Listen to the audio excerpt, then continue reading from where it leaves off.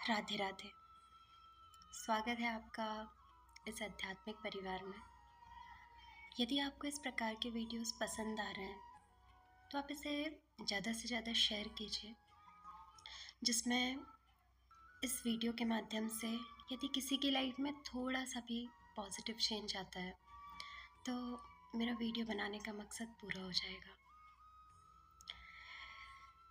चलिए आज हम आगे बढ़ते हैं।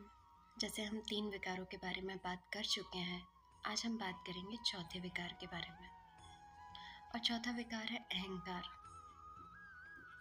अहंकार वैसे तो जैसा हमने ईर्ष्या विकार के बारे में बात की थी, तो वो ईर्ष्या के जस्ट विपरीत होता है। कैसे? क्या होता है कि जब हमें किसी से ईर्ष्या होती है तो हम स्वयं को कम आंकते हैं, और जब हमारे अंदर अहंकार होता है तो हम सामने वाले व्यक्ति को कम आंकते हैं।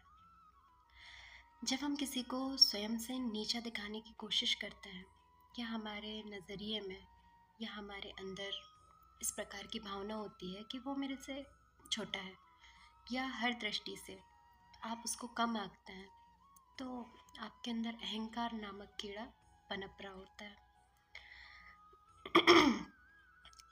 अब देखिए, अहंकार हमें किस चीज़ का हो सकता है? जाति का, धन का, पद का, प्रतिष्ठा का, संपत्ति का, उपलब्धियों का, परिवारजनों का, प्रतिभाओं का और शरीर का। और जब इनमें से कुछ भी चीज़ों में आप स्वयं को श्रेष्ठ समझने लगते हैं, इट मीन्स आप बहुत ही गलत रास्ते पर जा रहे हैं, क्योंकि ये सब चीज़ें नष्ट होने वाली चीज़ें हैं। कोई भी चीज़ परमानेंट नहीं है। हमें लगता है कि अरे मेरे पास ये है, मतलब वो आपकी भूल होती है। ईश्वर ने आपको वो दिया है कि आप इसका उपयोग करके आप दूसरों की मदद कीजिए। यदि आपके पास धन है तो आप अपने धन का सदुपयोग करिए, ना कि उसका घमंड कीजिए।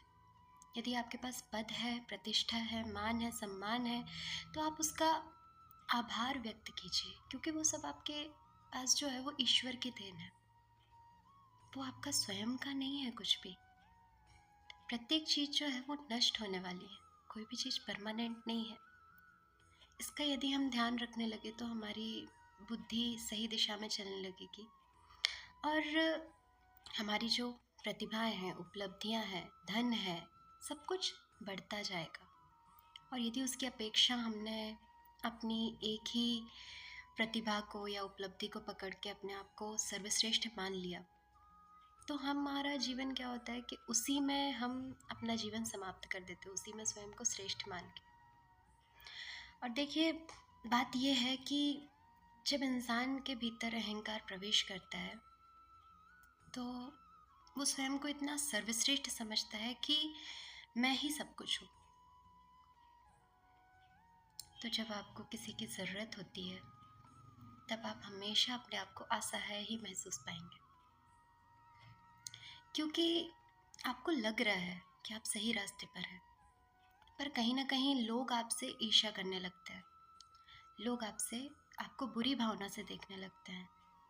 तो जब आपको ज़रूरत होगी तो शायद आपके पास उस समय कोई ना हो। तो कोशिश कीजिए कि हमें किसी भी बात का घमंड ना हो।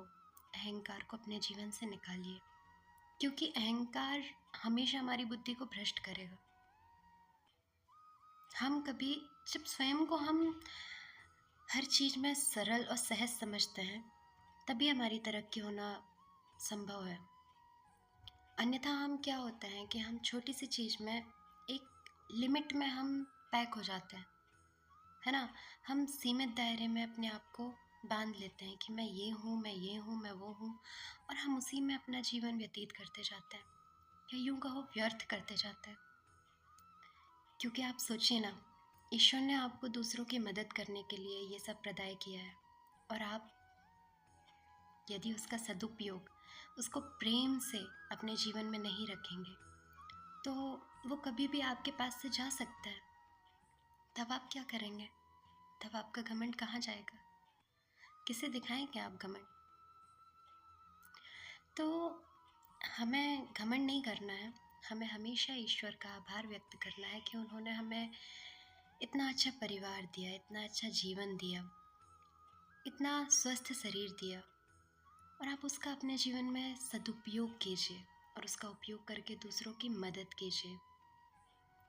नहीं तो आप इस बाहरी दुनिया के दायरे में घूमते रहेंगे, स्वयं को श्रेष्ठ मानते रहेंगे, और आप कभी भी ईश्वर को नहीं पा पाएंगे।